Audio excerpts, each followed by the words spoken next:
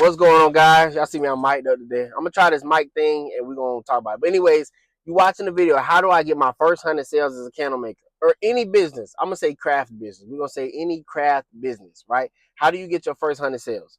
I'm gonna talk about it. Let's get into it. The first thing that I do is I have pop-ups. Y'all see me talk about pop-ups a lot on this channel. I know sometimes pop-ups are different for different people.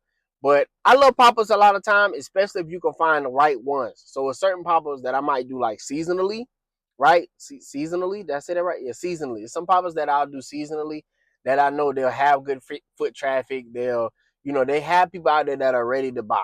Sometimes I do them based on, the season. Sometimes I do them based on, okay, I know this market might do good in the winter. This market might do good in the summer. This one does good in the spring, blah, blah, blah. This is how I've gotten most of my candle sales, like, period. You know what I mean? I do some online. I do people to people, like people that I've actually have relationships with, person to person, customer to customer, friends, family. I do a lot of them like that, but most of my sales have come from pop-ups. How do you get 100 candle sales out of pop-up? Okay, that's a good question. Let's talk about that too. So the first thing you do is you have a setup. So your setup at first doesn't have to be like extravagant. I'll try to show you. I'll probably drop in here a clip of my first setups and some of my setups over time. It doesn't have to be very extravagant. It doesn't have to be a lot. I started with a table, a tablecloth, and then I had like a whiteboard that I could just write on. The main thing is just for people to see what you already have. Like for me, I make candles. So me making candles, some things I would do was I would sometimes I light the candles. I don't always recommend that because then you're burning candles that you might want to sell to people. Or I'll just have them out and I have the tops off so people can come touch them and they can come smell them. The kids will come touch, the kids will come smell. Sometimes I have candy and stuff on the table so that way the kids can come, grab the candy. It's free. And then, then I start talking to the parents like, oh, which one do you like, little Johnny? And Johnny be like, oh, I like this one. Like, mommy, do you like this one? And mommy be like, I don't know. I'm just thinking. I said, well, do you have like a particular scent that you like? Like, is there, are you like a sweet person? Do you like citrus? Do you like? And then they'll tell me, oh no, I like woodsy. I said, oh, okay, woodsy. Well, then smell this one. Johnny, does that look like something mommy will like? Yeah, I think so.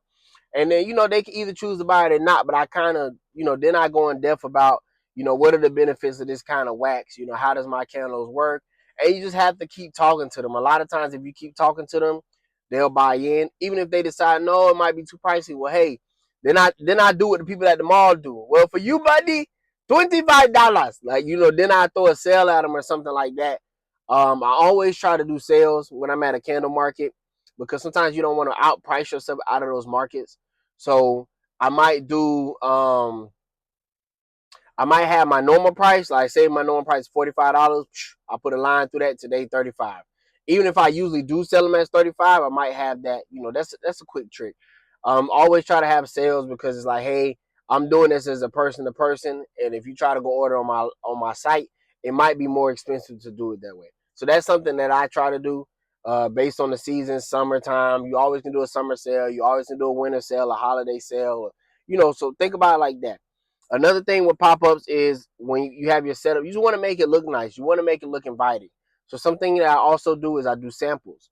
So a lot of people do samples where you do a giveaway of just little things. So I do like little 1 ounce candles. That doesn't cost me anything to do for real. It might cost me like $1 to make each sample. I get 20 of them. That's only $20 that I spend. So I do the little small samples and then you give them out to people. And then I put my information on there. So even if they don't want to buy now, they might come back. Or if I have somebody who is with somebody and they do buy a candle, hey, I throw a couple samples in there for you as well. So that way the other person can kind of smell them and then they have my information in case they do decide to buy or follow me on social media or whatever it is.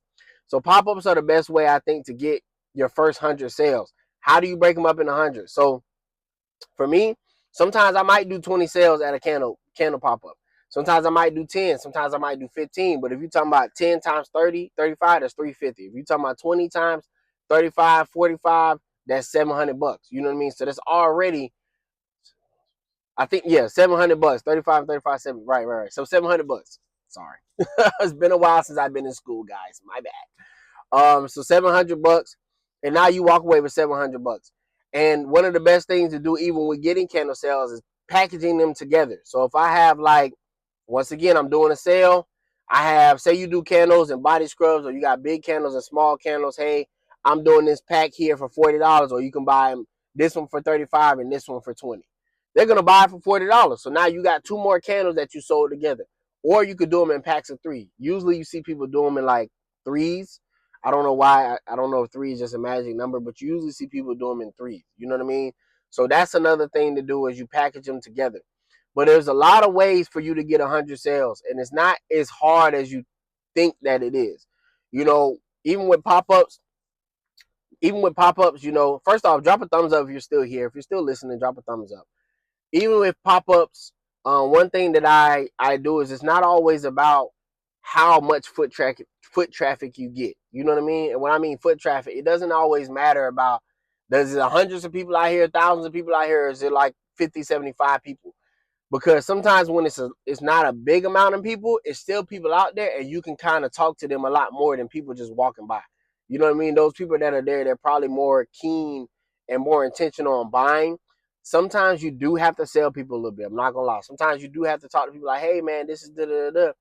But a lot of times, what's the line say? If they look, they took. If they look at your area, if they like kind of glance and say, hey, come over here, smell it for free. I'm not gonna bite. If they got a kid, hey, you want a candy can, you want this, you want that. Kids they're never gonna say no to candy. They're gonna look at their parents, their mom and dad, say, yeah, you can go, and you just have a conversation with them. I don't sell I don't try to sell to the point where it's like, okay, hey, mom, this looks really nice on you. I just try to be natural. Like, hey, this is what my candles do.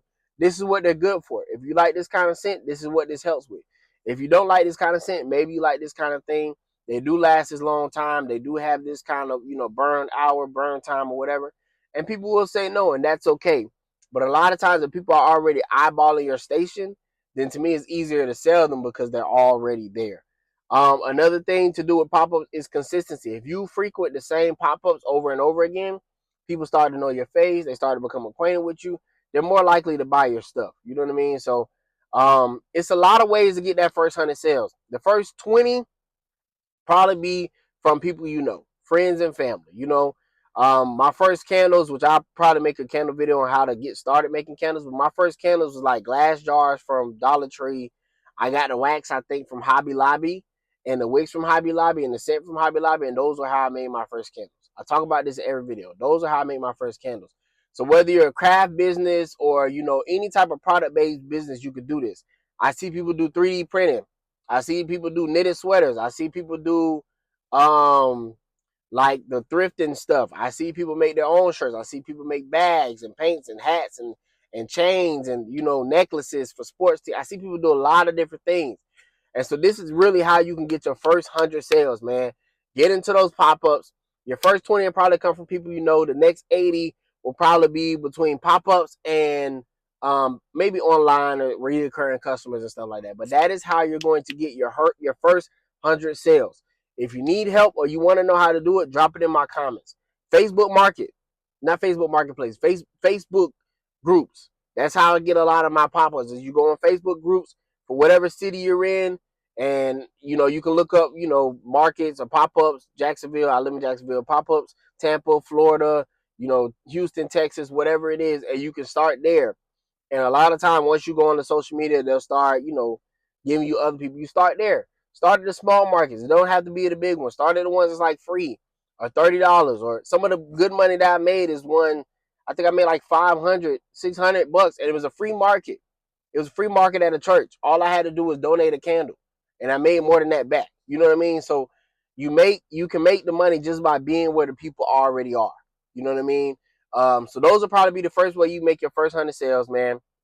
I hope this mic is not too loud. I really hope, because I'm kind of like yelling, but I think because I'm used to talking to the camera and not into hello. Anyways, that's how you get your first 100 sales. Any questions about that, drop it in the comments. Yeah. If you're to the end, I appreciate you to drop a thumbs up so I know that you listen, subscribe. You know what I'm saying? If you like what I do. If you think of some things that I could do better, drop it in the comments too. I'm not a person that's above feedback. I'm not above feedback. So drop it in the comments. Till the next time. Peace. Have a great day.